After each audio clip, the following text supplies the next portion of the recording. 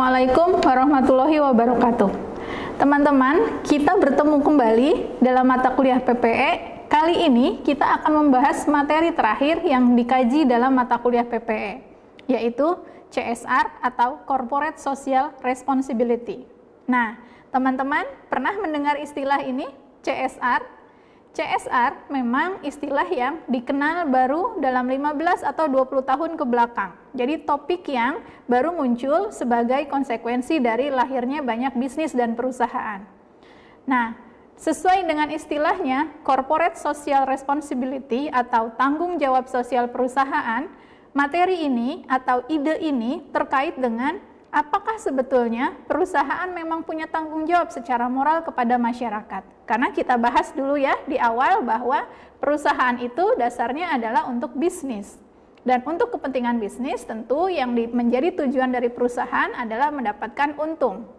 Nah, apakah dalam proses perusahaan ingin mendapatkan keuntungan, dia punya tanggung jawab moral kepada masyarakat? Pertanyaan itu kemudian melahirkan ide tentang CSR ini, atau Corporate Social Responsibility. Tetapi tentu saja pembicaraan ini tidak akan selesai. Dia masih bergulir terus didiskusikan. Pertanyaan-pertanyaannya kemudian adalah, apakah betul perusahaan memang memiliki tanggung jawab sosial dan moral kepada masyarakat? Lalu, jika perusahaan disebutkan memiliki tanggung jawab sosial dan moral kepada masyarakat, sejauh mana tanggung jawab itu harus dipenuhi? Nah, jadi, pertanyaan-pertanyaan itulah yang kemudian melahirkan konsep-konsep CSR ini dalam perusahaan. Misalnya, jika kita bahas lagi tentang etika profesi dan etika bisnis. Betul bahwa ketika kita melakukan sesuatu, ada aturan yang mengaturnya, termasuk dalam berbisnis. Sehingga, pertanyaannya lagi yang muncul adalah, etika seperti apa yang bisa mengatur CSR? Atau sejauh mana pelaku bisnis itu harus bertanggung jawab secara moral dan sosial kepada masyarakat. Nah, pertanyaan-pertanyaan inilah yang berkembang terus-menerus sampai sekarang dan masih terus dibangun konsep-konsep tentang Corporate Social Responsibility ini. Jadi bagaimana perusahaan harus mengimplementasikan prinsip moralnya misalnya dalam perusahaannya. Dan juga bagaimana perusahaan harus bisa memberi manfaat kepada masyarakat, sejauh mana, caranya seperti apa, dan seterusnya. Nah, kemudian lama-kelamaan ide-ide tentang CSR ini dimanfaatkan oleh pemerintah untuk membantu program-program pemerintah yang membutuhkan dana besar, tetapi tidak tercover dalam anggaran belanja misalnya. Juga kepada perusahaan yang mereka memiliki program-program CSR, mereka akan dapat konsekuensi dengan misalnya pengurangan pajak. Jadi, dengan adanya konsep CSR ini, perusahaan nanti bisa berkontribusi kepada masyarakat dengan membantu negara, dan negara membantu perusahaan untuk mengurangi tagihan pajaknya ketika mereka memiliki program CSR. Barangkali teman-teman pernah menjadi panitia suatu kegiatan. Nah, pada saat merencanakan anggaran, biasanya teman-teman mencantumkan sponsorship dari perusahaan. Dan perusahaan yang ikut memberi sponsor dalam kegiatan kita, itu disebut perusahaannya sudah melakukan CSR. Dengan menjadi sponsor dalam satu kegiatan sosial, maka tagihan pajak dari perusahaan itu bisa dikurangi. Itulah dasar dari konsep CSR. Nah, tetapi sebelum kita membicarakan CSR secara mendalam, maka kita harus mulai dulu dari mengenal apa itu perusahaan. Mengapa perusahaan harus punya CSR dan seterusnya. Ya, jadi kita bahas dulu apa itu perusahaan. Jadi, perusahaan adalah sebuah badan hukum. Perusahaan akan bisa berdiri jika dia punya legalitas dan disahkan secara hukum. Sehingga dengan adanya legalitas dan pengesahan secara hukum, maka keberadaan perusahaan itu akan dijamin oleh negara. Sehingga apapun yang terjadi pada perusahaan, maka negara akan ikut melindunginya. Nah, ada konsekuensinya ketika perusahaan memiliki badan hukum, ketika perusahaan adalah sebuah produk hukum, maka perusahaan memiliki hak-hak legal tertentu sebagaimana juga manusia. Jadi perusahaan punya hak-hak yang sifatnya pribadi, misalnya hak atas paten atau hak atas merek tertentu. Yang ketika hak ini dilanggar oleh orang lain, maka perusahaan akan bisa mendapat perlindungan dari negara. Selain memiliki hak, perusahaan juga karena dia punya legalitas, maka dia juga punya kewajiban legal. Dalam hal ini misalnya perusahaan harus menghormati hak legal perusahaan lain, yaitu dia tidak boleh merampas hak perusahaan lain. Lalu dengan kondisi ini maka kita bisa lihat sebetulnya perusahaan itu kurang lebih sama dengan manusia. Dia punya hak, dia punya kewajiban, dan dia dilindungi oleh negara. Ketika perusahaan sebagaimana manusia ini mengikuti etika, taat kepada aturan, maka keberadaan perusahaan ini akan dijamin.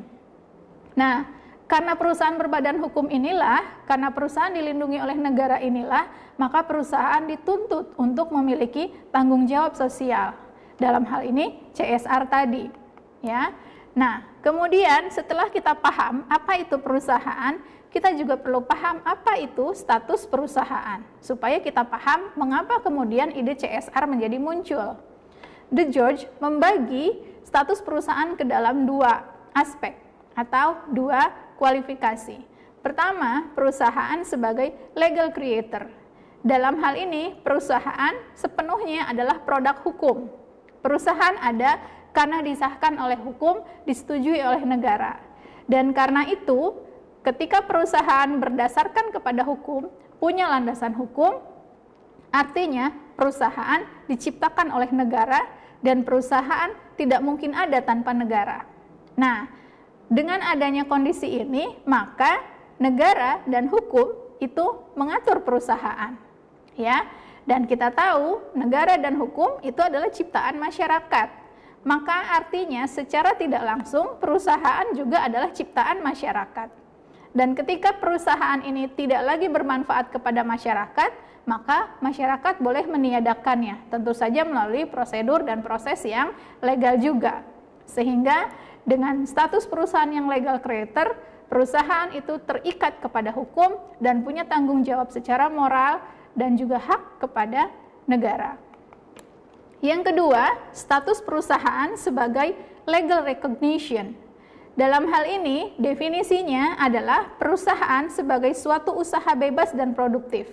Jadi kalau legal recognition artinya tujuan perusahaan lebih kepada bisnis dan menghasilkan sesuatu. Nah, dalam status perusahaan sebagai legal recognition, perusahaan dibentuk oleh orang atau kelompok orang untuk melakukan kegiatan tertentu dengan cara-cara tertentu secara bebas tentu saja, dan tujuannya untuk kepentingan orang-orang yang membangun perusahaan ini.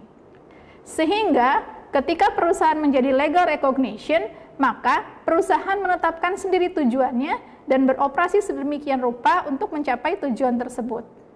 Dan ketika perusahaan dibentuk untuk mencapai kepentingan para pendirinya, sedangkan melayani masyarakat adalah bukan tujuan utama, maka keberadaan perusahaan itu akan tergantung pada bagaimana tujuan dari para pendirinya ini bisa dipenuhi atau tidak. Tetapi sekali lagi, dengan status perusahaan yang pertama sebagai legal creator, perusahaan diikat oleh undang-undang, maka para pendiri perusahaan ini pada saat mereka ingin menentukan tujuan dan mencapai tujuannya, mereka tetap harus terikat, bergantung, dan diatur oleh undang-undang yang diterapkan oleh negara. Nah, dengan dua status perusahaan ini, perusahaan sebagai legal creator dan perusahaan sebagai legal recognition, maka akhirnya melahirkan konsekuensi yang tadi kita bahas di awal, CSR. Perusahaan berbadan hukum, perusahaan diatur oleh negara, dan perusahaan bertujuan mencari untung para pendirinya. Tetapi dalam proses itu dia tidak boleh melawan hukum. Sehingga kemudian lahirlah konsep CSR. Setelah perusahaan mendapatkan kewajibannya, perusahaan juga harus memenuhi haknya. Setelah dia mendapatkan haknya, perusahaan juga harus memenuhi kewajibannya. Dalam hal ini, kewajiban untuk memberi manfaat dan keuntungan kepada masyarakat. Sehingga yang pertama, yang menjadi dasar mengapa perusahaan harus memiliki CSR adalah pertama, perusahaan dan seluruh karyawan itu merupakan bagian integral dari masyarakat. Ya, karena dibangun di masyarakat, dibangun oleh masyarakat, maka perusahaan dan karyawan itu menjadi bagian dari seluruh masyarakat. Dengan kondisi ini, maka setiap orang, setiap perusahaan, dia wajib punya kontribusi. Yang kedua, alasan mengapa perusahaan memiliki CSR adalah perusahaan telah diuntungkan dengan bisnisnya. Ketika mereka misalnya perusahaan yang mengelola sumber daya alam, mereka mendapat untung dari pengelolaan sumber daya alam itu. Maka konsekuensinya dia harus juga membagikan keuntungannya ini supaya bisa dirasakan oleh masyarakat. Maka dibentuklah program CSR. Yang ketiga, mengapa perusahaan perlu memiliki CSR? Karena CSR merupakan komitmen moral bagi perusahaan untuk melakukan kegiatan bisnis yang tidak merugikan masyarakat. Ingat tadi, perusahaan diikat oleh hukum, sehingga mereka harus taat kepada hukum dan tidak boleh melanggar aturan negara. Nah, sehingga dengan adanya CSR dianggap perusahaan itu memiliki komitmen moral untuk membantu masyarakat. Dan yang keempat, mengapa perusahaan harus memiliki CSR? Karena dengan adanya CSR, perusahaan bisa menjalin hubungan sosial dengan masyarakatnya. Ketika perusahaan dirasakan manfaatnya, memberi kontribusi kepada kehidupan masyarakat, dengan demikian keberadaan perusahaan ini akan diterima oleh masyarakat. Dan diharapkan usia perusahaan ini akan terus maju, berkembang, dan terus memberi manfaat kepada masyarakat. Nah, tetapi teman-teman, selalu dalam kehidupan kita itu akan ada pro dan kontra. Ada yang setuju dan ada yang tidak setuju. Demikian juga dalam konsep CSR. Tidak semua perusahaan, tidak semua pihak mendukung adanya CSR. Dalam hal ini kita akan bahas siapa saja atau apa saja alasan yang mendukung dan menolak CSR. Kita bahas yang pertama, argumen-argumen yang dikemukakan oleh mereka yang mendukung CSR. Yang pertama, CSR harus ada karena satu, kebutuhan dan harapan masyarakat semakin berubah. Jadi kita lihat, ketika misalnya dalam persaingan bisnis modern, pelaku bisnis tidak boleh hanya memusatkan perhatiannya kepada keuntungan saja. Karena ketika perusahaan berdiri, itu masyarakat punya harapan kepada perusahaan itu. Misalnya ketika perusahaan itu berdiri, tetapi dia tidak memperlakukan karyawannya dengan baik, masyarakat itu punya hak untuk misalnya melakukan boikot kepada produk-produk yang dihasilkan oleh perusahaan itu. Katakanlah seperti itu. Sehingga dengan adanya CSR, bagi mereka yang mendukung program ini menganggap bahwa CSR itu akan memaksa perusahaan untuk tidak merugikan kepada masyarakat. Jadi CSR dianggap sebagai rambu-rambu supaya suatu perusahaan tidak merugikan masyarakat. Lalu yang kedua, mereka yang mendukung adanya CSR beralasan bahwa sumber daya alam kita terbatas. Jadi, perusahaan-perusahaan yang mendapatkan hak mengelola sumber daya alam, dia harus mempertanggungjawabkan dan memanfaatkan penggunaan sumber daya alam itu dengan sebaik-baiknya dan dengan bertanggung jawab. Sehingga untuk menjaga keberlangsungan usaha mereka, satu-satunya cara adalah dengan memaksa mereka memiliki CSR. Teman-teman misalnya pernah lihat ya, beberapa perusahaan air minum, beberapa perusahaan yang mengelola kayu, hutan, itu mereka melakukan satu program sosial untuk mendukung dan menjaga supaya sumber daya alam kita tetap ada dan tidak hilang, tidak habis. Jadi mungkin teman-teman juga tahu ya, ada perusahaan air, ada perusahaan tambang, mereka melakukan kegiatan untuk menjaga supaya sumber daya alam ini tidak habis. Itu adalah peran dari CSR. Lalu yang ketiga, argumen yang mendukung CSR adalah karena masyarakat berharap lingkungan sosial itu akan menjadi lebih baik. Ya, jika perusahaan menjaga sumber daya alamnya, jika perusahaan menjaga relasinya dengan karyawan, dan jika perusahaan menjaga relasinya dengan masyarakat, maka perusahaan ini akan dikatakan memiliki lingkungan sosial yang baik. Sehingga dengan adanya CSR, perusahaan dipaksa untuk menjaga hubungan sosialnya dengan masyarakat dan alam. Lalu, argumen selanjutnya, mengapa perusahaan perlu memiliki CSR? Dalam hal ini tujuannya adalah untuk melakukan perimbangan tanggung jawab dan kekuasaan. Jadi, karena dalam dunia bisnis, tidak semua bisnis dilakukan di kota besar.